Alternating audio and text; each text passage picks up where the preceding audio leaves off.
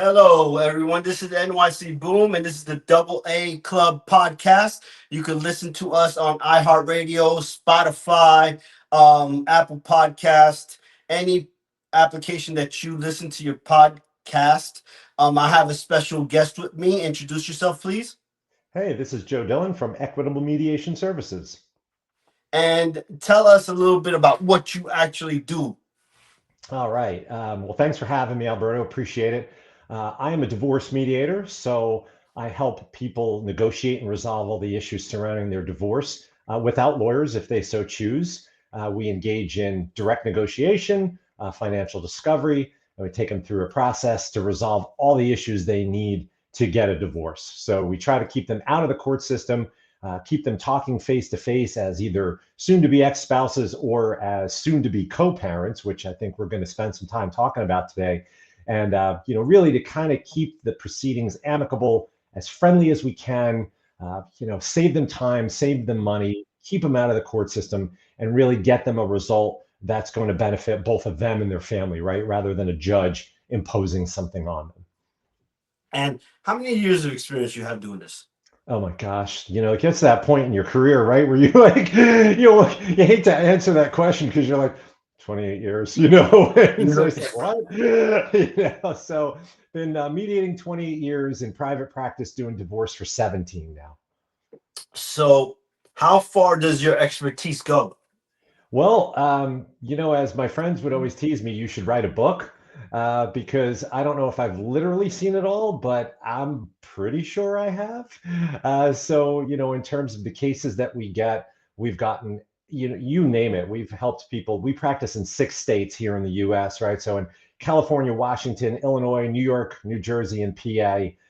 And we've also helped folks in Canada, in France, in Japan, Hong Kong, Thailand. People have found us somehow. I don't know how. Probably our website, but we're always up for a challenge. So we've not only helped people domestically, but internationally. We've worked with everyone from small business owners to celebrities, who, of course, I can't disclose, just to regular folks like you and me, right? Just moms and dads just trying to get through the process. And, for the most part, we've been fortunate in that our clients are engaged in the process. They're willing to be engaged in the process and work with us. But we've really also had to do some very creative things to get people to the negotiation table and get them to resolve their issues, right? Because not everybody wants to settle, right? Some people just like the fight. And my job is to help them come to an agreement. So so we've really run the gamut of clients, locations, people, you name it, we've probably seen it. So one day I'll write a book when I retire and anonymize everybody. And on top of all that you've touched and reached, you also help educate other mediators to do their job better, right? Correct? Yeah, yep. So I've been a coach for various mediation organizations. I was kind of an assistant at Northwestern University in Chicago, helping the primary teachers coach the other mediators, teaching them how to mediate, how to engage with clients, how to negotiate, how to get them to talk. I also do a series of courses. So I truly believe, even in our own lives, right? Forget divorce for a moment. Let's talk about buying a car or renting an apartment or getting a mortgage, right? We all negotiate, right? We all negotiate all the time. We negotiate with our spouses, right? Where do you want to go to dinner? What movie do you want to see with your friends, right? What time do you want to go out? All of those things are little micro negotiations. And so we've also developed a course on negotiation. We've developed some courses on planning financially for divorce. Those are on our website. Also, just on the basics of divorce, right? Just sometimes one of the things that we see a lot of people do, and it's common, right? We say in our office, it's usually you're a first timer, right? Most people, for the most part, people will come to us for the first time they've been married. We don't have a lot of second divorces in our practice. And so we view it as our job to educate people. And that's one big mistake I see a lot of people make, is that they go into this giant decision, right? Divorce, right? To end your marriage. They go into this really important, really life-changing process. And they're just winging it, right? They're not getting educated. They're not reading. They're not learning about their options. They're not getting up to speed on these topics. And so we want them to come into our offices educated, and we give them a ton of resources to do that, so that not only I'm teaching mediators how to mediate better, but I'm also teaching clients how to be better mediation clients. I hope that makes sense, right? Kind of that we're for that win-win as a mediator, right? So I try to come at it from both sides. And and I believe that's a good thing because a lot of, well, I know from my experience when I first entered mediation, like I had to go through mediation 3 times. Okay. Yep. And the Not first uncommon. time I was uneducated, or the first 2 times I was uneducated, and I didn't understand the process and what was going on and everything. Right. It just seemed like I was there ready to fight, and I had Right. to fight Yeah. for my rights and everything. Yep. And it was counterintuitive. It didn't help me. It didn't benefit me at all. And Right. oftentimes my lawyer had to tell me, "Yo, chill, like relax, let me handle this." And I'm like, Right. "Fuck that, it's mine." Yeah. Right. I'm all fired up. Right. Yeah, yeah, yeah. So, and Yeah. I think it's very good to educate the client Yeah. themselves on how this is and what would benefit you, um to get what you're looking for. Because I know, Yeah. like, one of the things that my lawyer used to tell me is like, don't get upset. Right. If you Exactly. show Yeah. anger, it looks bad on you. Yeah. Absolutely. And in fact, true story. The last time I saw my dad was in a courtroom.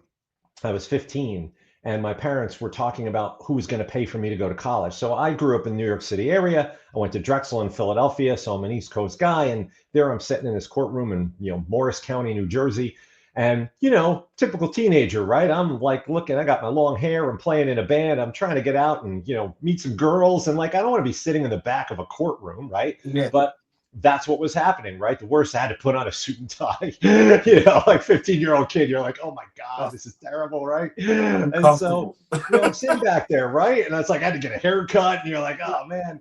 And so my parents are up there, right? I'm in the back and I'm watching, dad's at one side. I remember dad's on the left, mom's on the right, and the judge is talking about who's going to pay for college.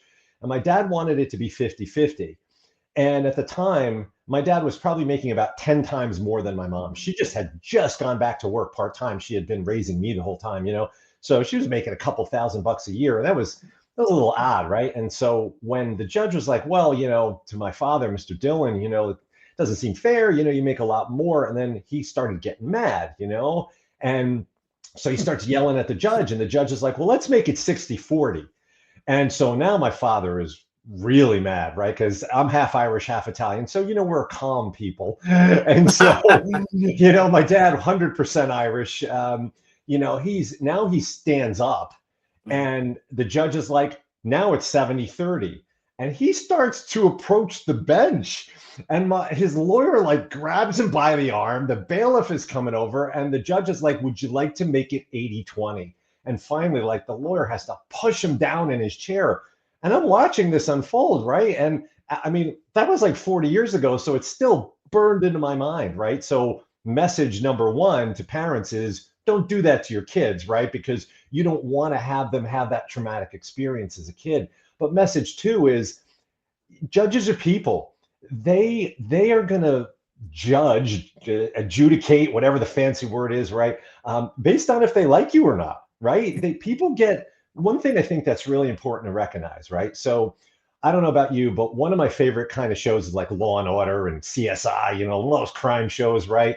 And you watch these things, right? And everything gets snapped up in an hour. They find the guy who did the international money laundering, right? And he killed the dude. Yeah. And you're like, okay, but in the court system, there's two types of courts. There's a criminal court, and that's what we think about when we watch these shows, right? You're guilty. Like, you and I could have a conversation and go, hey, Alberto, is it okay to kill somebody? And you'd be like, Joe, hell no, of course not.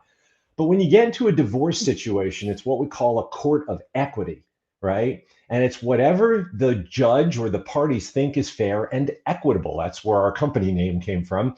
And it's like, that's not as clear cut, right? Because there's no magic rule book that you point to page 812 and says, you get this and I get that, right? Mhm. It's really up to the parties. That's what I try to help them understand, the parties to decide. And if they can't, the judge is going to decide. And that's when people get angry. And that's when they lose their cool, because it's like, well, you're a stranger. You don't know me. You don't know my kids. You don't know my situation. But if you can't work it out on your own, that's exactly what's going to happen. Yeah, and like I said, I had to do mediation 3 times. So on my third Yeah, time, I didn't understand that they gave us the option not to be in the same room. right. So Yep, I chose separate rooms, and I negotiated with just my lawyer and the mediator, yep, not her side, and we had the mediator go back and forth room to room, yep. and that was like the best thing for me to do. Yeah, absolutely. It's got a name. It's called shuttle mediation. It's a technique, right? Yeah, When you have a conflict, look, by all means, right? Think about your friends you have fights with, right? Your spouses, like even people you like you have fights with, right? It's just yeah, natural part of being people. Now you're in this situation, you've got two parties getting a divorce. They're at odds with each other, right? Because always invariably I see it one way, you see it another.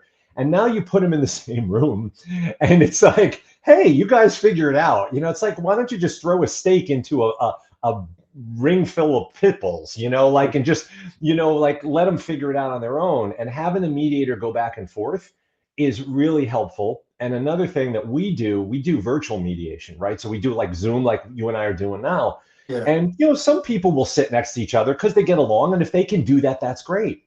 But by doing it this way, if one spouse is in one room or their office or the library or whatever, and the other one's in a separate space, they don't have that energy coming off the other person, that's getting them fired up. yes, And they can speak more freely, even though we're doing it in real time, right? They've got me here. They can still feel like, hey, I can speak my piece. I don't have the other person looking at me, giving me dirty looks, cutting me off, because as a mediator who does mediation online, like I've been doing for a long time, you got to get good at listening to one person, listening to the other, making sure everybody gets heard. Because isn't that really all we want? At the end of the day, is like, you might not agree with me. I just want to know that you heard me. I just want you to know you understand. And if you understood and you disagree, that's okay. Like I can at least live with that, or we can work something out, right? But if I'm just talking and you're cutting me off and you're getting cut off and you're just screaming and yelling at each other, you're not getting anywhere. And then you're winding up in court with the lawyers and the judge decides, and that's the yeah. worst outcome for That's the everybody, right? that's the worst outcome for everyone. Yeah, absolutely. So so now I see that there's been many transitions in family court with these battles, and I know early on it was more family, and there was two parent households, and then Yep. eventually it transitioned to a one parent household, uh, and then now I see the transition and it's trying to convert into more of co-parenting Right. as Exactly. is popularizing a little bit more now, Yep. but it's still very challenging because a lot of men are very scared to go through the process Right. to get this co-parenting. They don't Yeah. understand um they don't understand how it works, like like when when a man, obviously he just thinks about what used to happen, and that's when the court would decide they Right. take 80% of the man's income for the and it's just, and then the guy is trying to figure out what to do, like Where do I go from here? Right. yeah, Yeah. they hear so many war stories from friends and stuff. Like I Right. remember I had a friend who who went through a custodial battle in Jersey, and he Yeah. lives here in Florida, Right. and he had to pay like literally, I think it was between $700 to $900 a month, and he just made 1,600 Right. like every pay period. So it's like they never took into account Florida pay structure. They only Right. took account to the Jersey bracket. So, Yeah. and it was horrible. I'm like, how do you live? How do you live? Right. Yeah, and You know? that's a great point, right? Because one of the things one of the things I try to do with parents, right, is I explain, look, I'll give you the true story from my own family, right? So I'll anonymize some names so my family doesn't, yeah, they're watching this to be like, hey, why'd you talk about me? Um, family member, basically what happened was got a divorce, and one party was a stay-at-home parent, and one party was the CFO of a bank, right? So you can figure out the math on that, right? There's huge income disparity. And so the CFO person has the money to go hire all the best lawyers and bang this thing over the goal line. And so you look at a situation like that, and as a mediator, and you say, well, you have this one child who's going to go back and forth between houses, right? Now this kid who's a teenager, are they really going to want to go stay with the parent who, and I kid you not, this sounds like something out of a book or a bad country music song, like in an apartment literally next to the railroad track, right? So, you want to stay there, or the other parent has a house on the beach in the Jersey Shore. So now you're a teenage kid, right? And you love both parents, right? And you want to spend time with them. But in your little adolescent brain, what are you thinking? You're thinking, well, hell, I want to stay at the beach. I don't want to stay by the railroad track, right? But when you have those lopsided support agreements where one parent is fine and one parent is not, that's exactly what happens. It drives this wedge. And kids that, you're not thinking that. You're a teenager. You're just trying to get up and get through your day, right? And you and I are probably of the same brackets where we didn't have social media and we didn't have phones in school, and we just there was none of that. We didn't have to worry about that. And so now you've got so many more pressures as a kid, and if you've got this disparity in incomes between households, it doesn't do anybody any good, right? Because now that lower parent, the parent with that less money, can't buy gifts, can't have a nice place for the kid to come, can't have an extra bedroom for them to stay, right? And you want to create that seamless experience for kids. And that's why I always believe in negotiating things like child support, because you can say, look, this is what it takes for both of us to have an apartment or a condo or a house or whatever, if we can do it, right? And this is what it takes both of us to put food on the table, have gas in our car, buy some clothes, get some haircuts, so that it makes that transition between houses more seamless. The kids want to go, and you can have those 50-50 parenting plans so that the children are spending time with both mom and dad, because it is important that they spend time with both parents. You know what I mean? So here's a question, because you brought that up, right? Yeah. Now it in the same scenario that you had, is it fair for the guy, say for example, the guy, the CFO, right, Mm-hmm. to pay and support the mother's lifestyle because of his lifestyle? Like, because the reason why I bring that up is because sometimes the figures aren't right. Like, it's just too much money. It takes That's way more money than it is to really support the kid, and it just seems like it's one sided, and not like, for example, in that scenario, the woman. You know what I'm saying? Especially if it's a 50-50 situation. Like if it's Right. 100 or 90 or whatever, that's different. Than the guy Yeah, of should course. pay. Right. Time sharing matters. Yeah, Exactly. Yeah. but time sharing does matter. So Yeah. and so how would you guys come up with those numbers? Because I mean, like, I believe that, like, some of those numbers are just a little bit way too higher than it should be. You know what I'm saying? Yeah. Like say, like in that situation, let's just say, let's throw out a number and say the father pays $300 a month. Okay. Okay, but I $300 a month might be a little bit too much to support the kids. It might be enough to support the household and take care and pay the rent and everything, and or help assist to pay the rent. But it might be too much. Um, what is she gonna do? You Yeah. know what I'm saying? So So, like, how do you guys determine that? yeah, it's a great question. So one of the things about me that's pretty unique is that most divorce mediators are either lawyers or mental health professionals. About 90% of people who mediate divorces are one of those two things. So like marriage counselors, therapists, stuff like that. The other 10%, the classic other, right? We all fall in that bucket. Then you've got a mix of people. Now, I have an MBA in finance, right? So my background is finance and negotiation. And exactly to your point, is that when you go into this process, there's so much information online, right? People get online and they talk to their friends, and you hear all these stories, right? And I trust me, I get them too when I go out to barbecues and people are asking me questions and like, oh, you must hear some stories. It's like, I do, but I kind of like talk people off the ledge and say, these numbers that you might hear about with the celebrities who, like, this guy's making 14 billion a year and 20,000 a month in child support is just a drop in the bucket to that person, right? So you're like, yeah, okay, whatever. But for the rest of us, you've got to base this thing in reality. And so Mhm. what we do, here's the secret, all right? So here's the secret sauce for your listeners, is that we have this financial discovery process we go through.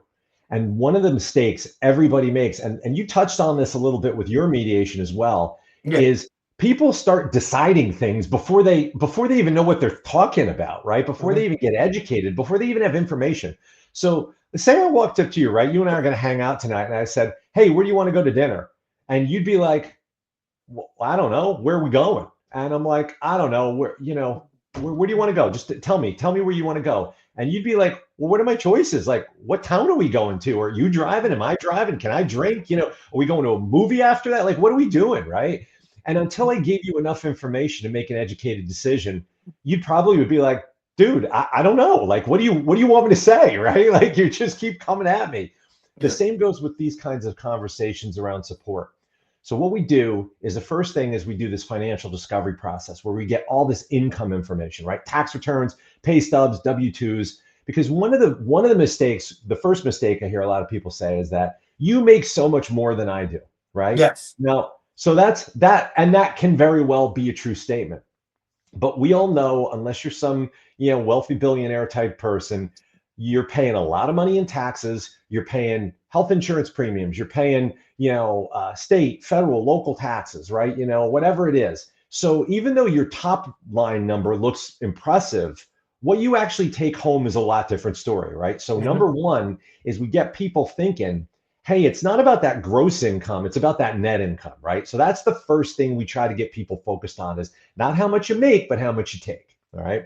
The next thing we have them do, and this really freaks people out, are budgets. Not too many people I know do budgets. Now I happen to do them because I'm a geek like that. I'm a numbers guy.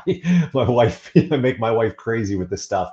But I'm like, Mhm. listen, if you're not going to plan, how do you know what you need, right? And so we have this budget workbook. It's about 100 different categories. And when you think about your life, right, you're like, I couldn't come up with 100 different things I spend money on. Well, we did, right? We sat down and we said, what are all the things people spend money on? And you forget a lot of that stuff, right? Because if you're like us, you put the credit card and your Netflix hits it, your cell Yeah. phone hits it, your Sirius XM hits it, Mhm. your Spotify, all Yeah. that just click, click, click, right? And you're like, I don't know how much I spend. So we get them to go through their statements, get them to dig into all that stuff. Give me a month by month, blow by blow. And then when you look at that, now you come to the table and it's like, well, here's what we really take home, each of us. Here's what we really spend. And this is how we, in our brains now, yeah, of course, every state has a guideline and we're going to run those guidelines. But this is how we really have to start thinking about what it costs to raise kids, right? Because I'll give you a great example. So people, when they think about kids, like you've got teenage kids. So my friend, he's got, high school senior, high school sophomore, right? And they're both in cheerleading, gymnastics, softball, like they got a job and this and that, right? And he drives them all over the place. And with the cost of gas these days, like he's probably spending a couple $100 on gas just driving them from place to place, right? So Yeah. that's the kind of stuff that we get people to start thinking about. So to your original question, that's how we really start dialing it in. What does it cost to raise a kid? Because there's a lot of that ancillary stuff people don't think about, right? And then when you start seeing it realistically, whether you're the person paying or the person receiving, you can hopefully both as parents look at it and go, man, these kids, they got the subscription for the iPad internet. They got, how many freaking streaming services do you have, right? I have like 5, and I'm like, just like, I watch barely one of them. I'm a baseball fan. MLB Network is about the only thing I really watch, And so everything else I say to my wife, I'm like, why do we have HBO and Hulu and Apple and da, da, da? Like, give me a break. Yeah. It's $50 a month, right? I don't need it. So by doing that, right, doing the financial discovery, figuring out what the real income is so we can have realistic conversations about what's available to pay, and then looking at those budgets and saying what's actually needed, people can have a lot more of an educated conversation. And then even if the number comes up big or high or low or whatever it is, you can look at both of them and say, make sense? Any questions? Right. And then they look at it and go, yeah, I think this will work. Right. So that's how we do it. Like a long answer to a short question, but I really want to emphasize to people not to make those decisions snap. Do the research, do the homework, gather the information. We say do the discovery before the deciding, right? Because then this way you come in and you're like, damn, kids are expensive, or they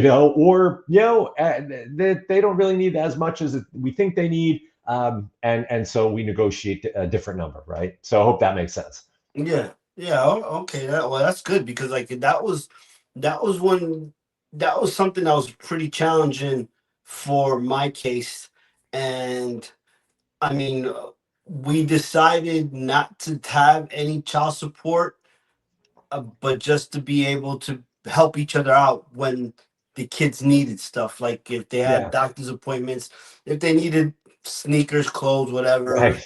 Yeah, So we came to an agreement on that, and it was more of a chess match, to be honest with you, because she really did want child support, but I was not having it, and then and that's how it worked. But in other cases with other men that oftentimes just sit down with men, and either they've gone through the process or they're about to or they're thinking about it, and I have yeah, to tell them my experience on what I did, and I try to push them to go for it, because I mean, we if you want to be a father, you need to go for it, and you're not going to be with the lady. I mean, right. You're still a father, it's right? Yeah, you're it's still a you're not father. husband and wife, but you're still mom and dad, right? Exactly. And that doesn't change when you get divorced, right? You're So right. a And lot to of be people honest with forget you, that, by the way. yeah. Yeah. And to be honest with you, it might be better to raise the kids separately than it is together. Yeah. Yep. In fact, we have a term for that. It's called parallel parenting, and it's becoming pretty popular these days. And again, right, we're talking because like a lot of the stuff, like there's so many experts out there, right? There's so many people write books and they think they know it all, right? But only you know your kids, right? Only you and mom know your kids and know what's going to be best for them. You get somebody like me who's seen all this stuff, right? And I still don't know what's best for your kids, right? But I can bring up options. And one that I like to bring up is exactly that. Let's talk a little bit about how that works. Parallel parenting is when we have, again, these are just words that I use. You're not going to find these in any law books or anything. This is just stuff that I make up to try to explain it. Yeah. As I say, you are the parent on duty, right? Like you're the duty officer. So the homework, the teeth brushing, to get to soccer practice, the feedings, stop hitting your sister, whatever that is, right? Yeah. That's your job on whatever day of the week, Monday, and then Tuesday is the other parent, right? Yeah. And some people look at that as like, well, that's terrible. You can't co-parent and the kids need both parents. I'm like, yeah, but this is better than you all fighting in front of each other and in front of your kids, them seeing you every time. They're now afraid to get dropped off at mom's or picked up by dad, or they're freaking out because they're not sure what's going to happen, if there's going to be fireworks. This way, you have your days, I have my days. When it's my job to take care of them, I got to deal with it. Your job, you got to deal with it. They get the benefit of both parents. The parents are not interacting, right? Because sometimes, let's just face it, as much as all look, I'm a mediator, right? I want everybody to get along and hold hands and sing songs, right? But at the end of the day, sometimes things happen, and we see it in our practice too. Infidelity, financial infidelity, addiction. These are things that really harm people's opinions of each other. And look, I'm not going to judge anybody, right? Because whatever you did, you did. That's not my role to say. But at the end of the day, you got to put your kid first. And if that means parenting separately, at least they got both parents, right? It's not a bad thing. You got both parents in their lives. It just doesn't look like what most people think, where mom and dad are both on the sideline at the soccer game, even though they're divorced, to cheering it on. Mom and dad maybe are on opposite sidelines this time, but they're both still there. So I hope that makes sense. Yeah, and in that parallel parenting, it's Yep. you get the best parents.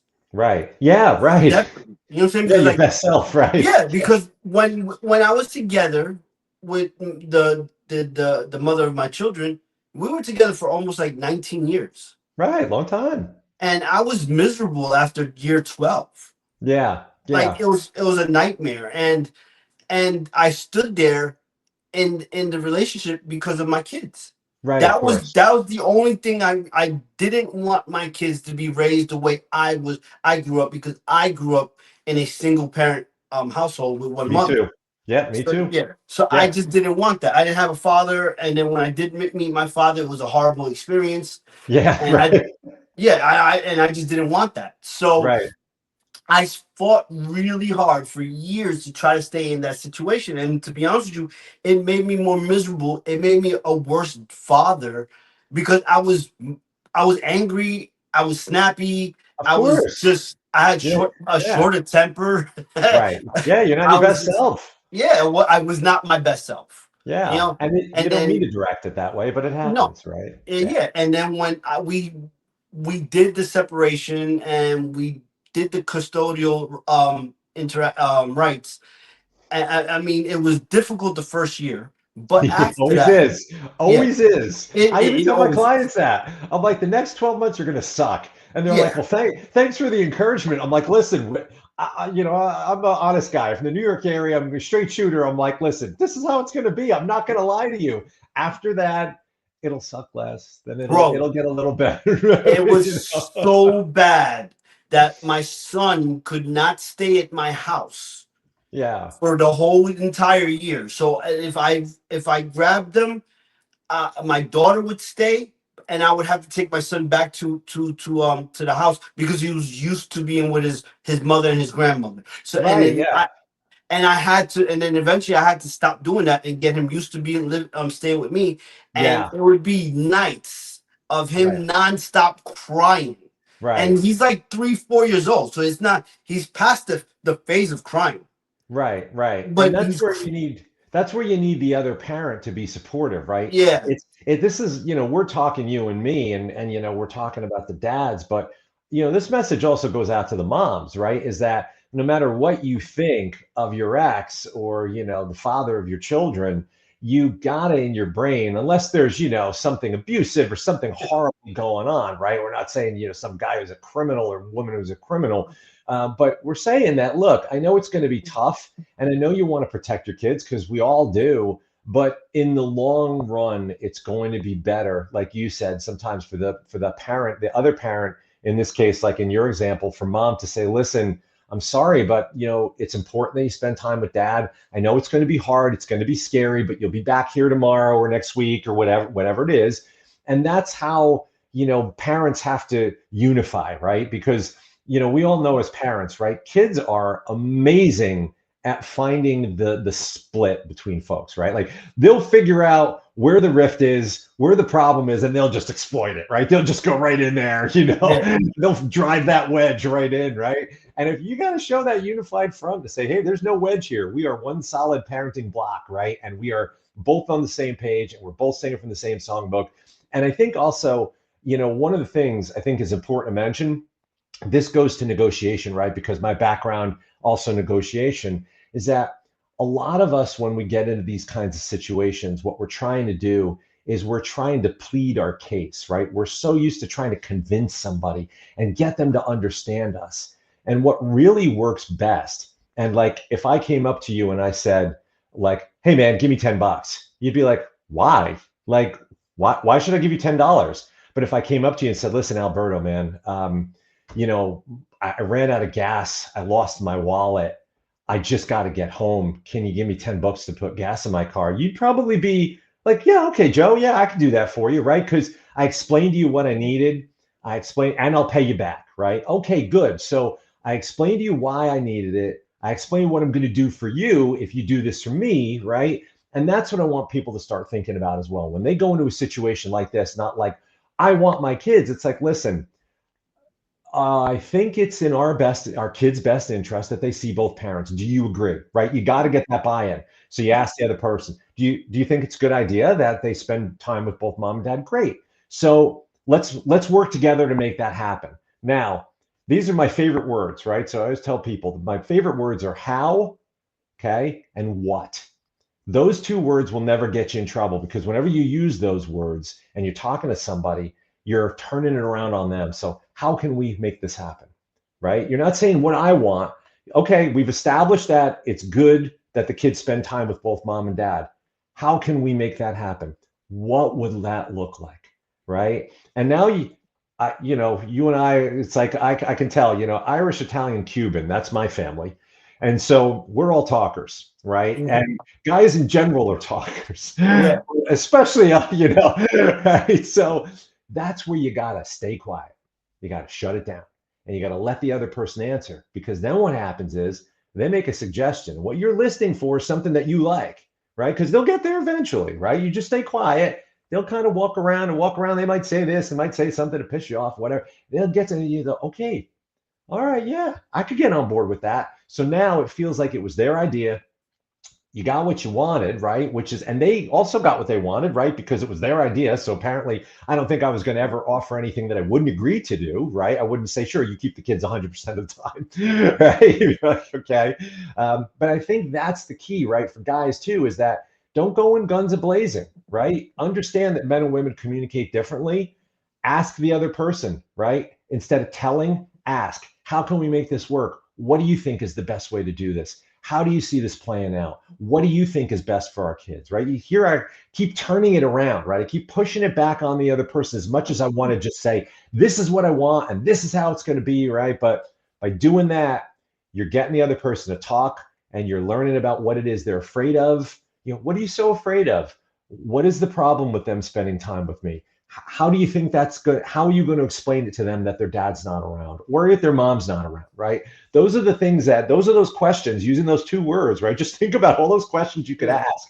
And then now you're in a conversation rather than a shouting match. And that I can tell you from experience as a mediator is how you get somewhere, right? Mm. So go practice in front of a mirror now. You're going to go upstairs. That's interesting. Yeah, I mean, I guess. Yeah, I mean that is, you have to learn how to play chess. Yeah. Yeah. And we call it verbal jujitsu. It's got a Yeah, name, right? It's like, yeah, martial arts, right? I'm coming at you right now. yeah. Like I'm 5'10", 170 pounds. So I'm not a big guy, right? And so I'm going to duck the punch because I'm probably not going to win in a bar fight, right? So what do I got to do? I got to sidestep, run fast, and Yeah, like that. gotcha. These conversations are the same thing. You don't want to get hit with that right cross. You want to dodge that blow. You want to take that person's energy down, de-escalate the situation and get into a conversation. Mhm. Okay. So in your experience, right? Have you experienced where a man has taken 100%? Custody? Yeah. Yeah, I have. Absolutely. And that's, we always go for what we say is, and again, going back to, we were talking about equity versus, court of laws versus court of equity. We're looking for a standard which is very vague. What is in the best interests of the children, right? And so we all have different opinions on what that is, right? And Yeah. and so when we talk through in mediation, we want to make sure that we set people up for success.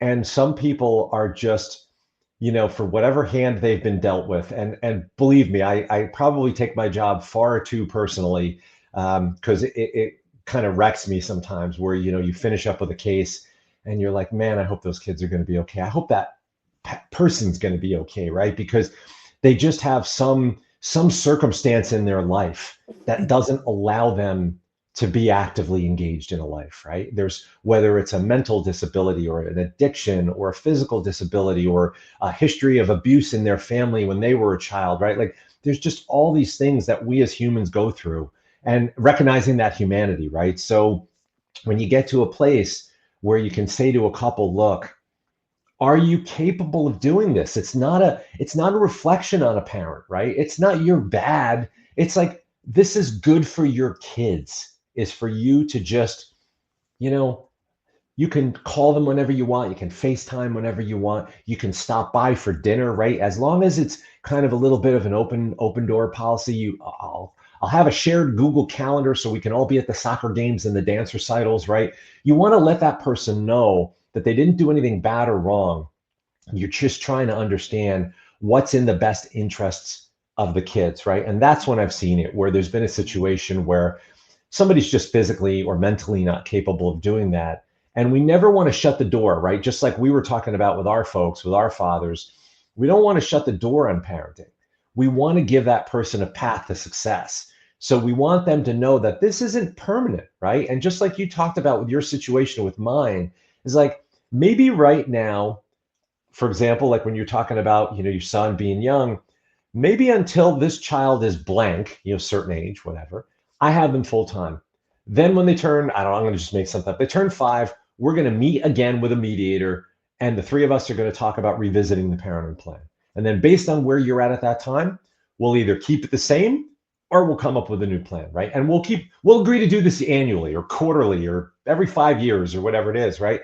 By giving that person some hope and letting them know that they're not a bad person and I'm not trying to take the kids from you, that this is truly in their best interest. That's how we see situations where there's full custody from one parent, so that, and it happens for both men and for women. So yes, I have seen that in both situations. All right, well, that's interesting because that was you just kind of somewhat led into my next question. If There you go. if you're able to discuss it, can you tell us about one that was super personal that kind of like beat you up? Yeah. So I'll kind of anonymize this, right? Is that Yeah, a share. lot I of mean, times, obviously you yeah, can't of share names and course. stuff. Yeah, of course. Share the information of the case and why really it was super personal for you. Yeah, certainly. So a lot of times what happens in these situations, people don't really fully disclose what's going on, right? You know, Obviously, you're always trying to figure it out, right? And you're sitting there and you're like, okay, I'm a smart guy. You're like, all right, let's see what's the problem here? Like, what's really like under the hood, right? I can And imagine that a lot of times in those yeah, cases, both sides are hiding stuff from you. yeah, and it's not even they're not doing it on purpose. They're just They're kind just of doing it in defense. That's what it is. yeah, Yeah. And so you're sitting there and you're like, okay, well, what's going on here? And so one that is of particular note is that so I had a case, and this was a wealthy individual. So the gentleman was wealthy, and the wife had stayed, raising the kids, as we say, worked inside the home, and she really didn't want him seeing the kids, right? And she was really just like sketchy about it, right? She's just like, and as a guy who was raised without a father, and you can appreciate this, I'm like, well, this dude seems like okay dude, and he's a professional as a doctor, so he makes good money, and he's got a house, and like as I'm sitting across from him, so as far as I can tell, he's got his head screwed on right, and it's not like a raging lunatic or something. Not that I'm the judge of that, right? Yeah. And so I'm sitting there, and so this the other spouse isn't, disclosing what's going on. So I'm going through this financial discovery process, and I'm looking at all the credit card statements and I'm looking at the budgets, and I'm looking at the money that the guy spends. This is in New York City, okay? So the money that the guy is spending to put gas in his car. And the math isn't mathing, because the guy works in like Newark or something and he lives in lower Manhattan. And you're like, you should be taking the train. Like there shouldn't be a lot of gas money here, right? But No, there's this a, there's a lot of gas getting put in this car. And I'm like, okay. So then I start looking at through some of the bills and the entertainment and the credit card bills. And I see these charges for like cu- currency conversion from Canadian dollars to American dollars, right? I'm like, oh, okay. So I'm like, well, this is weird, like what's going on? And so the guy, he's like, oh yeah, well, I'm a big fan of jazz music, and I like to drive up to Toronto to go see jazz. And now I was born and raised in the New York City area, and there's a ton of jazz clubs, and I'm thinking, well, dude, like you're in Lower Manhattan, right? Like there's some of the best jazz clubs are in the world, right? And blues clubs are in New York City. yeah. And so I'm like, okay. So I'm digging through more of the credit card statements, and then I start running across, and this is a couple with older kids, like teenage kids. And then I see a charge for something for like Babies R Us, like a baby store, where you buy like cribs and diapers and whatever, right? And I'm like, well, this is peculiar, up in Canada, like a Canadian version of the store. So what he didn't know is that the wife knew that he had another child up in Toronto, right? And so he had a secret family that he was driving up to see. And I'm sitting there and I'm thinking like, oh my God, right? Like, and as a neutral, right, you gotta maintain your neutrality and you Mhm. can't judge this person. You're like, I don't know what happened in their situation, right?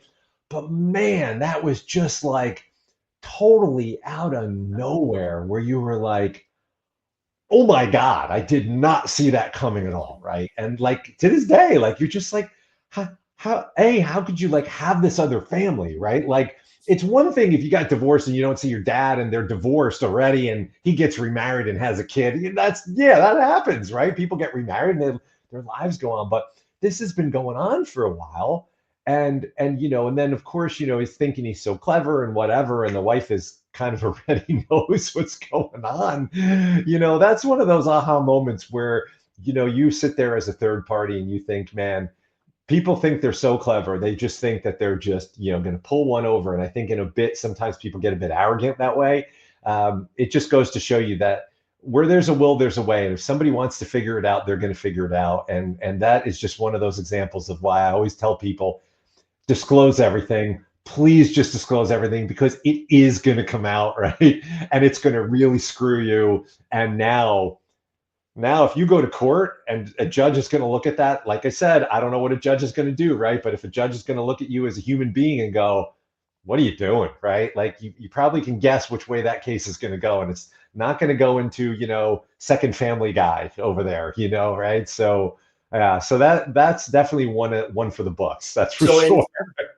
so in that situation, that scenario, right? Um, Yeah. that the custodial rights would not favor him. How would that like like shouldn't he still get a fair shot at his kids even if he has a separate family? Because I mean, maybe he Yeah. could. Right. And I mean, it's tough to say, right? Because I'm not a Yeah, judge, but, yeah. and this really kind of also wrapped into finances, right? Uh, Because when you think about it, right? Like if you drive or you go to work, or if you say you're a traveling salesperson, right? And you're putting a lot of gas in your car, that's fine. But if you're using money, marital funds, right? To put gas in a car and maintain a car and buy a new car and go buy gifts and rent another townhouse or condo up in Toronto. That's where you get into trouble, right? You get into situations where it's like that's money that could have gone to your current family, right? And that mm, to me is really kind of the bigger issue, right? In terms of gotcha. parenting, there's a level of anger there, right? That I don't know. Unfortunately, as you probably saw, we have a very high case resolution rate. That was one we were unable to resolve. That one wound up going to court because How, it was uh, just one of those, oh boy, this is not I mean, gonna, we can't that's an mediate through ugly this one. situation. Yeah. Yeah. So I'm how out. how high? What is the percentage of your resolution rate? We're at 98%. So I 98%. 98. Usually average is about 70, right? And Whoa. yeah, and this is like one of a handful, like Yeah, yeah. literally you count on the hands, right? And I Hey, can point to them and I can point to why they failed, right? you. Because there's always something that somebody didn't disclose or didn't listen. And you can, yeah, it's sort of like, with having kids, you can only tell them so much, don't do that, don't do that, don't do that. And then they're going to crash their bike or touch the stove or whatever it is. And then they're going to learn, don't do that, right? People are sometimes like that as well. And I think what helps with our case resolution rate is that a couple things. One is this process I was talking about, right? When we have information and we make decisions based on information, we can understand why those decisions were made and what the resolution was, right? It's like, oh yeah, that makes sense. I really believe, we're all pretty rational actors. We're rational people unless we're backed into a corner or we've got some pressure put on us, right? But if given the time and given information, given the ability to step back and think, I really do feel like we can be rational thinkers. So by doing that process, it gives people information to make rational decisions. That's number one. Number two, and this totally goes to parenting, right? When you're a parent and you're telling your kids, don't do that, don't do that, don't do that, they're ignoring you because they're like, you don't know what you're talking about. But meanwhile, they know that they should know that you're telling them this, not because you're just trying to tell them what to do, but you've made the same mistake and you're trying to tell them so that they don't make it. We're all trying to protect our kids, right? And you can't do it, right? They're going to just have to learn on their own. When I come into mediation, I'm a walking billboard, right? I'm like, listen, I am child of a litigated divorce.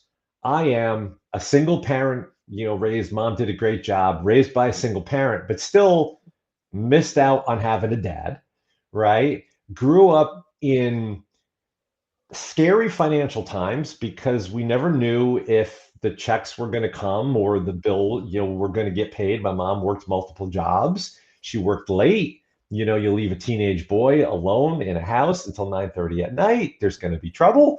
Even though I'm a good kid, you're still going to have your girlfriends over and, rifle through the liquor cabinet and, all that stuff, right? Um, and so I think when people sit across from me, it's not just empty platitudes. It's not just me telling them you should do this or don't do this or don't do that. It's like, yeah, this happened to me. And guess what? If you don't resolve it here, this is going to happen to you and your kids as well. And I can tell you from experience, this is not what you want for them, right? So if you can get parents to kind of refocus that stuff on the kids, right? And say, you really want to sit in a courtroom with your kids in the back and the bench by themselves and watch one of you screaming at the judge and then watch the other one screaming at the judge, what's that going to do to them, right? What message is that going to put in their brains that, like, by the way, what I can tell you what it's going to put in their brains is that this is my fault. That's what it's going to say, right? As a kid, you're going to say, well, they're here because of me. They're angry because of me. They don't like each other because of me. So I must be bad, right? That's exactly what's going to happen. And we got enough problems in this world, right? We don't need people walking around already with another burden on top of them. We need people in a place where it's like they can see that people can get along and they can see that people can have rational conversations and they can do it face to face or with the help of a neutral third party, right? Rather than just screaming at each other and yelling at each other, right? And I try to bring that message to, and I really think it hits home because they look at it and they say, well, yeah, the numbers make sense. I see how we got here. We explored a lot of different options. These things work for us. We don't want to be like you. Like me. That's fine. I'm totally cool with that. And that's how we get them there, right? It's not a trick. It's not meant to, pressure them into it. They have to still want it. But I really do feel that that helps them understand that this didn't just come from down on high, right? Where a judge says, you're going to pay this, you're going to pay that. This is how it's going to work, because this person doesn't know you, right? But if you, as the parties involved in the dispute, you have a say in it, you're much more likely to adhere to it. And time again, it's great for me to be able to go back and say, well, what's the problem here? You both agree to this. Why is this a problem? This is both what you wanted, right? It's hard to say no, it isn't. It's like, yeah, it is. Here's my notes from session 3, right? Like, here's where we talked about this, and here's where you said this is what you wanted, right? So did I miss something, right? So you get to be a little, not funny, but you get to be a little kind of direct and be able to explain to people, look, this, you did this, you made this, you agreed to this. Let's stick to it, right? Because you know what the alternative is.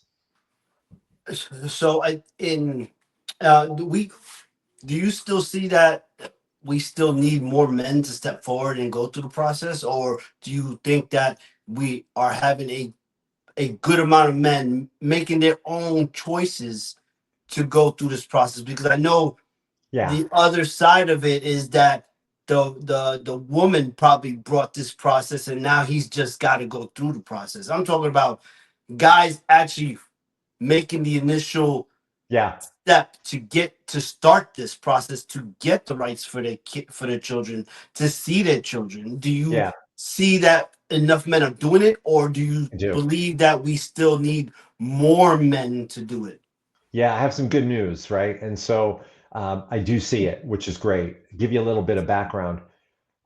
If you believe the statistics, and I do understand this, especially from our many years in practice, about 70% of women file for divorce, right? So in a divorce situation, it's usually 70% of the time it's the women filing and 30% it's the men. Mhm. But in our practice, it's 50-50 in terms of who initiates mediation. So that tells me, That's good. right? Yeah, if you do that math, right, and you say, well, there's a bunch of guys who said, I don't want to blow this thing up. I want to get into a space where I can have rational conversations. I can be I like to call them all in dads, right? I want to be a hands on dad. I want to be all in. And whatever that means, by the way, right? It's sometimes you get dads, right, for no fault of their own. Perfect example. I had a guy, you could totally tell, loved his kids, right? And the parents, there's a little bit of, kind of, and he wanted 50-50 custody, right? He wanted 50-50 time sharing. And I could see it in his heart. Like he was trying to make it work. And I was like, listen, man, you travel 3 weeks out of the month. Do the math. That's 21 days, right? If you take 30 and you cut it in half, right? That's not 7 or 8, like that you're already gone through. And he's like, I know. Maybe I could come home earlier. I could catch an earlier flight. Like he was trying to do everything he could. And I thought it was so cool. And Yeah, when but that's not gonna work. Not sustainable in the right. long run. Yeah, but what happened was the mom saw him doing this. Like, you're willing to fly a red eye to get home? Like, first of all, she was like, why didn't you do this while we were married? Right. So I was busting his chops a little bit about that. But he's like, I just want to make sure. And so that softened her stance. Right. And she's like, wow. Well, so then we started talking about when does he travel? And he's like, well, in the summer, I don't travel a lot because that's like the business I'm in is, really slow in the summer. So we came up with a plan that the kids were with him like 3 of the 4 weeks during the summer, like June, July, and August, right? Yeah. So that he could be around more and get more time sharing over the summer, right? Mhm. It's because he came to mediation, he was able to explain what he was doing. He was trying to show that he really cared and showed that he wanted to be involved and taking active steps. It softened the conversation. It allowed those two parents to have that conversation. And that's what I really like seeing, right? Like I said, about half the men start the mediation process. So that definitely tells me guys are starting to realize, like, you know what? The court system isn't the right place to preach this case, right? The mediation space is the place where instead of being litigants, we can talk like parents. And I think that's just really the message. Guys, get into mediation, go involuntarily, right? Because guess what? Here's something else, Alberto. I don't know if you know, but a lot of states now have mandatory mediation. So what's starting to happen is people will try to Yes. go to court right away. Like, let's take New Jersey. You were talking about, your buddy in New Jersey, right? Mhm. If you try to go to court and litigate in New Jersey, you get kicked out to court ordered mediation. So I tell people, like, you're going to see me now or you're going to see me later. So see me before you both get pissed off. You both hire lawyers. You both go spend 25 or $50,000 screaming at each other, and then the courts go, listen, you got to mediate anyway. Come to me first, and then if worse comes to worse, right? And this is another thing I think it's important to take away here is that when you go into mediation, even if you don't think you're going to get all the way through, that's fine. Because guess what? You can say you get 3/4 of the way through. That's 75% of the issues are resolved. You don't have to get your lawyer to spend money and time on that, right? You can say, listen, we agreed to this stuff. Here's the 1 or 2 things that we just can't figure out. That's when you get an attorney involved or maybe get a court order mediation, right? Because all the other stuff, you'd be surprised. After a while, it'll either fall away or you'll be able to agree on it. And at the end of the day, as a mediator, again, this is just, for the audience to kind of use this stuff when you're talking to somebody who you're kind of at odds with, is find something that you're going to agree on and talk about that first, right? Because then you can say to them with a straight face, well, look, we can get along. See, we just decided something and we didn't have a big fight. We didn't have a big argument. We both agree that this is the right thing to do. Let's do that again. Let's do that again, right? Let's keep doing that, right? Because we all get in these patterns, right? We get in these relationships where we get in this dysfunctional spiral where all we're doing is so used to arguing. That's all we're doing all the time, arguing. So for us, that becomes the new normal. So of Yeah. course, every conversation I have with this person, whether it's a friend, a spouse, a colleague, it's going to be an argument, right? But by having a simple conversation about, like, hey, do you like ice cream? I don't know too many people who don't like ice cream. Yeah, what's your favorite flavor? Chocolate. Oh, yeah, me too.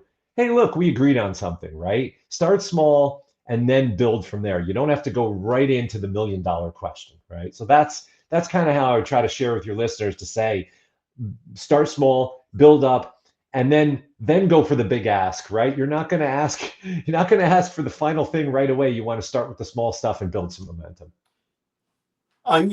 Based on your professional opinion, when because I mean here in Florida we have to go to mediation before we go to court. It's the same thing. Yep. A lot of So, states, yeah. and based on your professional opinion, do you think it's a good idea that the the father, well, either parents come into mediation with lawyers, or I think you mentioned it was a mental health specialist Yeah. into the mediation, or do you think it would probably be better if they come alone or maybe with a mediator? I mean, Yeah. can they hire a mediator for a mediation? Yeah. So what I say is this, right? There's a couple important points you just made I want to kind of unpack. So the first thing is, as you said, Florida, New Jersey, lots of places. Mhm. You have court-ordered mediation. And so here's this is just totally opinion, right? And I always, I want to be supportive of my colleagues and the men and women who are in the trenches every day trying to help people in conflict, right? Because dude, it's I don't know what I'm thinking, right? It's Sometimes tough. like what I'm doing. It is tough. That's why the People are court like, doesn't want to deal with it. The what are you court wants doing, Joe? mediation to deal with it first. Right. They're like, Joe, what are you doing? Like, I was like, I don't know. I care far too much, apparently. But that being aside, there's a lot of nice people out there in that space really trying to do great work. And I applaud every last one of them, judges, lawyers, mediators, mental health folks, parenting coordinators, bravo, right? But in the court system, there's a couple of things that happen. Number one is that court appointed mediators may or may not be the most experienced. Mhm. True story. When I first started taking mediation courses, now this is going back to 1996 or 97 or whatever it was. But when I first started getting into divorce, the first thing I was told is go volunteer at the courts. You can get experience, right? Because these people have to go to mediation. I didn't have to go out and generate business or prove that I was qualified. I just had to sign up for a roster, right? I had to give them my name and phone number, and I had to show them that I took a 40-hour mediation class. That's all I had to do is I had to go to the Holiday Inn 5 weekends, for 8 hours a day, and there I was. I'm in the court system now, helping people, right? And I could be a lunatic, right? You just don't know anything about my experience. So number one is sometimes you're going to run into a very inexperienced mediator in the court system. So if you go to court mediation first, they may or may not have the skills. Number two, I learned, and one thing that I wasn't a fan of is that it was a buddy buddy network. It was who you know. It was the lawyers chose the mediators that they liked because they knew they could talk to them, they could kind of influence the outcome, that they could make it happen, they could get them, make this thing happen, make these people get to agreement, right? You want a neutral third party who's totally removed from that, who says, listen, I only have you, the two of you, and your kids' best interest in mind. I'm not beholden to a lawyer, to a judge, to some powerful interest. I'm just trying to get you guys to operate like a family and co-operate, right? And so that I don't do court ordered mediation for those two reasons, right? I kind of felt like it was a little like, oh, I don't want to be a part of this, right? It's biased. Yeah, and as part of it too, right? Now, I'm sure there's some great people in there. I don't want to paint the big broad brush, right? But also as a private mediator, you have to prove your worth day in and day out because I have to generate my own business, right? I have to generate my own living. And Mhm. my proof is in my process, in my service offerings, in my case resolution rate. And so I'm always working hard to make sure that I want to keep that resolution rate, right? It's become a little badge of courage for me, right? Because I don't want you to not finish in here. Damn it. We're gonna stay here and put on the coffee and we're gonna do this, right? Yeah. But at the end of the day, I think it's important. People always feel comfortable that they can always speak to a lawyer, right? I'm not an attorney by trade. I'm a mediator and a financial negotiation professional. But I always am very supportive if they want to speak to a lawyer. But in my space, I do not allow lawyers in mediation.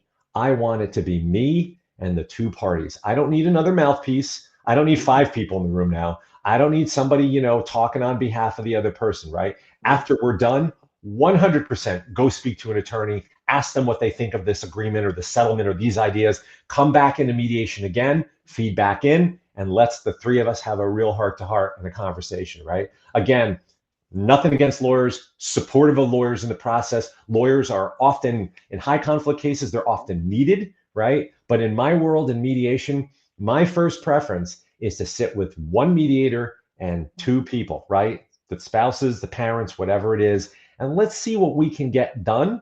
Because you'd be surprised when you turn off the noise and you turn off the grandstanding and you don't have an audience, right? Where your lawyers are yelling and they're putting on a show, and because what's their job? Their job is to stick up for their one Yeah. client, right? Yeah. So by definition, you're at odds. How are you going to come to an agreement if I'm picking this side, you're picking this side? Mhm. By definition, we're at odds, right? But you got me, I got no side, right? I'm like, I want you to come to an agreement. What's that look like? Let's do that, right? And so that's how I approach it. Me, two clients, three of us in a room, in a Zoom room, whatever it is. And then in the rare case that you can't come to an agreement, you go see a lawyer. And even if you do come to an agreement and you want to go speak to an attorney, awesome. Totally support that. I want you to do that. I want you to feel comfortable to do that, because in this way, the lawyers, and again, it's my professional reputation, right? I'm not going to just go in there and let some settlement happen where it's like, oh yeah, you get everything and you get nothing. Because what's going to happen? A couple of weeks are going to go by. The person who got the short end of that deal, they're going to go, screw this. I'm getting a lawyer. I'm going to blow this whole thing up, right? They wasted time and money with me. They're going to have to spend time and money in the legal system. And by the way, if that mediated agreement gets to a lawyer, like this person hires a lawyer, they're going to look at this thing and be like, Joe Dillon, like, how did this guy let this happen? Like, well, what did he do here? Like, and that's my reputation on the line, right? Because like I said, we practice in multiple states. I'm fortunate in that I don't get involved with the court and the filing and stuff like, because I don't do that piece. I just do the negotiation. But I want to have a reputation in the system where if somebody sees a mediated agreement come from equitable mediation, they're like, oh yeah, I've seen these guys before. Like I've seen the work this guy does, and I will expect it to be balanced and fair and thorough and all of that stuff, right? So that's kind of how I look at it. And again, works different for everybody, especially like if there's domestic violence, if there's those kinds of things, right? Then maybe mediation is not the best thing for you. Maybe you do need lawyers. But in my world, I always like to just start with me and the two clients. So when someone does hire you or a mediator, Yeah, you are hired for both, not for one side, the person that right. hires you. Exactly. Yeah, work for both of you, right? And that's the beauty of it. So, I want so the if best I for both of hire you. you, you're Yep. working for my nemesis, not for, and I'm the one who's hiring you. I'm working, I'm not working for either of you. I'm You're working advocating for for the both of kids. you. I'm Yeah. working for the Okay. kids, exactly. And Okay. it's funny, Albert, it's so great you said that, because a lot of times when people be in a conflict, right, and they're in mediation, and I'm sitting there and I'm watching this thing happen. I'm trying to redirect people, and I'm like, what do you think your kids would say if they were sitting here, right, They watching the don't two think of that you, like, it's right? And it's like I it's said, well, let's pretend I'm your kids, because guess what? I am in this situation, right? And I'm going, gee, mom and dad, why do you call each other those names? Or why won't you pay for my dance lessons? Or why can't I go to college? Mhm. And you're like, it sounds a little silly, right? But if you can reframe people away from each other, right, and reframe them on the conflict and what's best for their kids, that's really what we're trying to go for. And by having me in the room, that's why I say, I'm like, playing the role of your children is me, right? I'm playing that part to say, this is, hey, mom and dad, this is what I need from you in order to be happy and healthy and well adjusted. Because make no mistake, right? So my wife is my partner. So my wife, Cheryl, is a divorce coach, and she works with us and she works with clients on the emotional aspects of the divorce, right? On the tactical, financial, the decision making, right? All that Mhm. stuff. And she talks about, how emotions drive divorce and how things are intergenerational, right? So if your parents had a bad divorce, that's what you saw modeled. That was the role model you had. You're going to do the same thing, right? And so what we're trying to do is we're trying to break that cycle so that if, God forbid, their kids someday find themselves in a divorce situation, they can look back at their parents and they can say, yeah, you know what? My mom and dad, even though their marriage ended, they still loved me. They still got along well. They still co-parented me. They were still at my graduation, at my wedding, at the baby showers, all that stuff. And it meant a lot to me that they were both there, right? And they put their differences aside for me. And I remember that as a kid, and that means a lot. And that's really, I think, the takeaway, right? Is no matter how mad you are at that other person, man, those lessons, you and I are walking examples of that, right? They're Mhm. lessons that that last I'm 56. It's like, it's lasted me, was that 41 years, and I'm still talking about it, right? That does not go away, right? No, it doesn't. You're right. You're Yeah, right. yeah, So if you could give three tips to men to try to encourage them to volunteer to to for this process, to start it, to yep, not wait for the other party to do it, like just go and be the father, be a father right, right away. right, yep. What are the three things you can tell them to encourage them? So, number one, I would say explain how this is in the best interests of your kids, right? Explain to that soon to be ex partner, this is not about you and me anymore. This is about our kids. And this forum, mediation, is going to put them first. It's going to let us talk like parents, work together, not against each other as litigants, plaintiff and defendant. I mean, even those two words, right? Inflammatory, right? So, number one, I'm doing this because I want to put the kids first. Number two, I'm doing this because it's financially advantageous, right? People who litigate, they spend, Wall Street Journal did a study on this, and this is going back a while. They said that a person, this is like 10 years ago, they said they spend $78,000 on a litigated divorce. 78. I don't know God. about you, man, but I don't have $78,000 laying around, right, to just go throw at a lawyer, right? Those numbers get up to around 100 or $200,000 in today's dollars right now. $200,000, good God, right? You could put your kids through college with that, right? So the Yeah. second thing for men to say is, look, the less we spend on this process, the more money we have for both our kids, for those dance lessons and those sports camps and college savings and groceries and all that stuff. And the more money we have for each other to rebuild our lives, right? So, we want to get in a forum, we want to do it financially. And then the third thing is it's to acknowledge, right? Is to say, look, I know that we don't get along, and I know that we speak different languages, right? Because guys are always problem solvers, right? We want to fix things. We want to Yeah. tell you, we want to direct. We speak from the brain. Women speak from the heart. And sometimes you need an interpreter, and that's what a mediator is. I always say to people, I speak multiple languages. Like somebody say they spoke Italian, German, Spanish, and French. I speak emotional, I speak analytical, I speak angry, I speak passive, I speak quiet, I speak extroverted, right? Because that forum for the guys is going to help them be able to speak their way.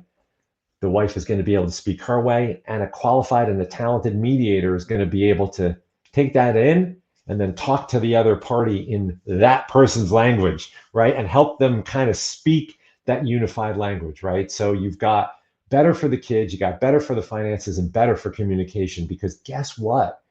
When you're done with divorce, and I have clients where I look at them, right? I had a client, they were married 3 years and they had a 1 year old. I'm like, I've got some news for you. By the time this kid graduates college, that's 20 years from now, 21 years from now. You've been married 3 years. You're going to be co-parenting for 7 times as long as you were married, right? Married 3 years. This Yeah. kid's 21. Let's do the math, right? Make it easy. Yeah. That Yeah. means you guys have to get along for at a minimum the next 21 years. Do you Hmm. want to screw that up by screaming and yelling at each other now? Or Yeah. do you want to have a place where you can learn to talk to each other, right? You got to learn how to speak to the other person, learn French or Spanish or German or Italian or whatever it is, right? And so the mediator will help you do that. So that's what I'd say to guys. Listen, put the pride away, put the fight away. Don't, hire the lawyer later if the mediation doesn't work, no problem. But definitely take it down, right? Take it down, put the kids first, and you'd be surprised that when you take the temperature down and how good the conversation can go. So that's what I would say. Mm. Okay. Great. So my last question, right? Yeah. Do you have, in your experience, a very outrageous story? And I'm talking about like something that's off the wall Okay. in your practice that you can tell us.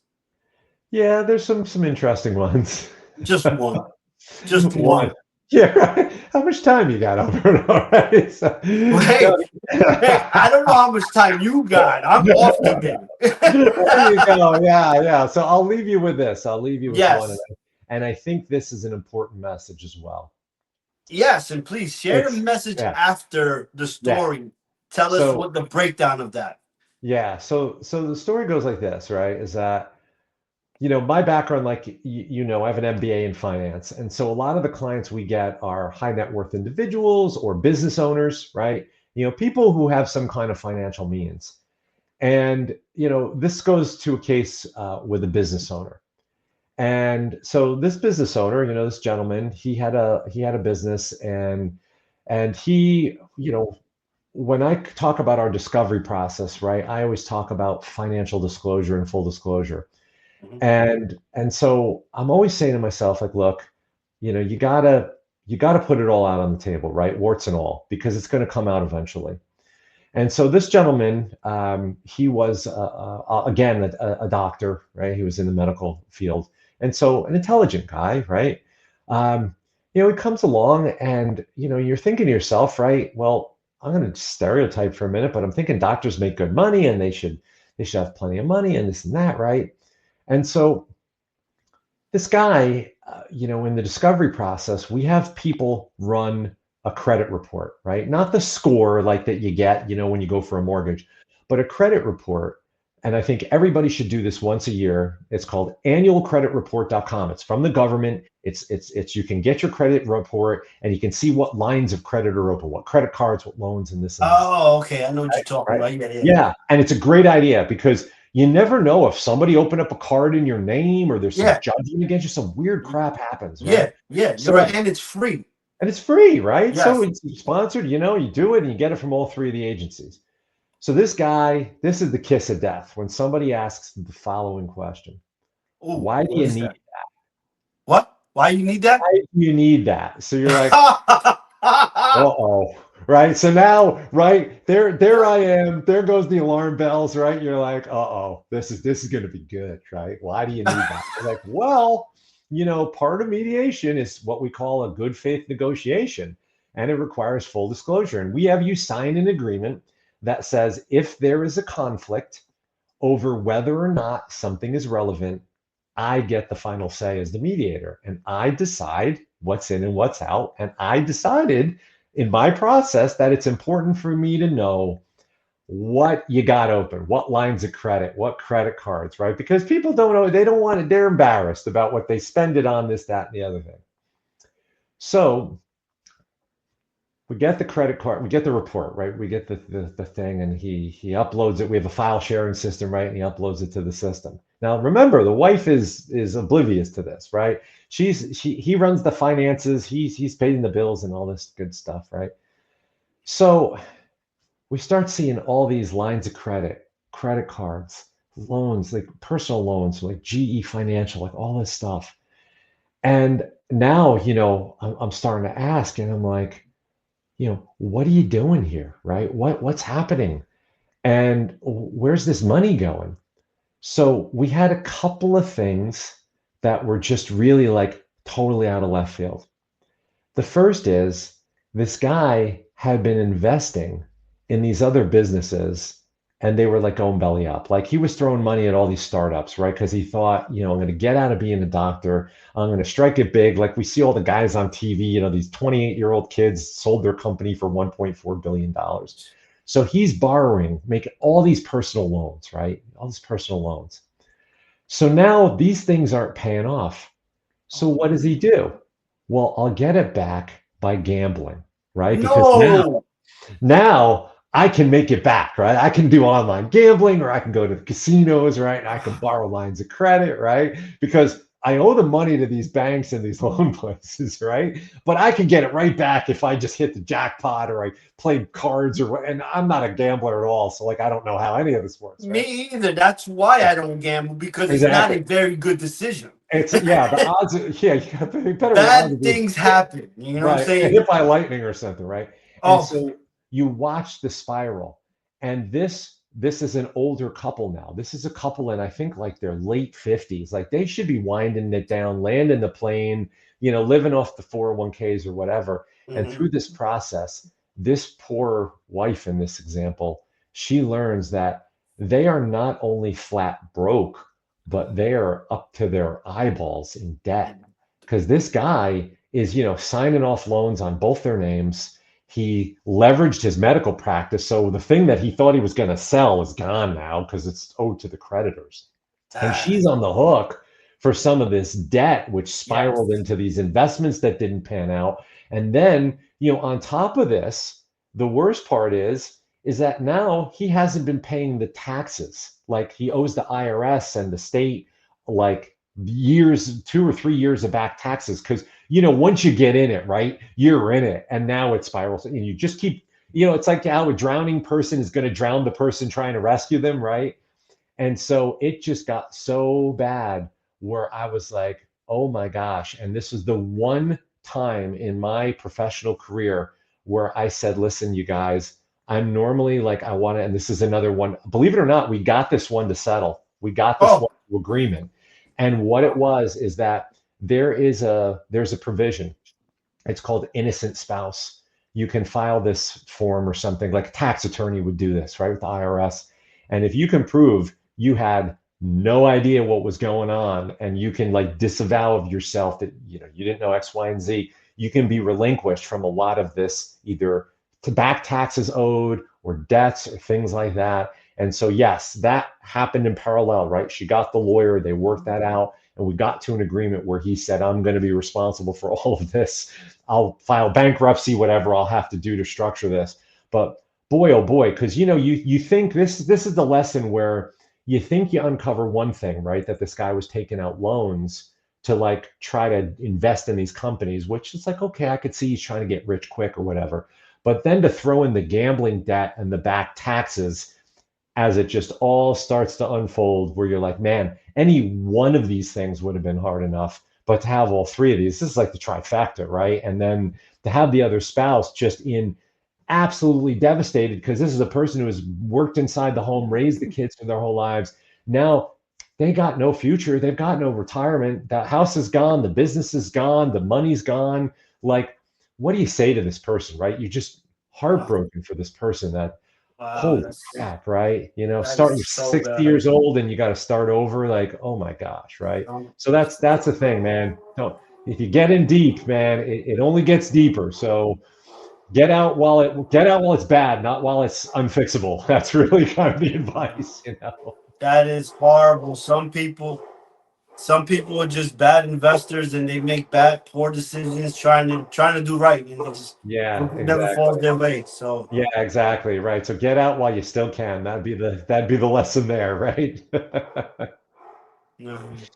Well, Joe, tell the audience how people can reach you online and stuff, your website and Yeah. the information about you, and if I mean, they may not be local, but maybe they can email you and ask for information. Maybe you can feed them information for something local to them that Yeah, might absolutely. help them in their for their mediation. Yeah, certainly. So the best way to get in touch with us is our website.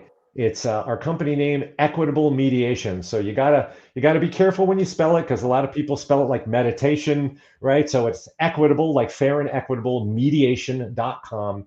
And you'll see where we practice, right? We practice in these 6 states. And of those 6 states, if you live in one of those states, there's a button right there on the homepage. It says talk to us, right? So you click that button, you can schedule a free call.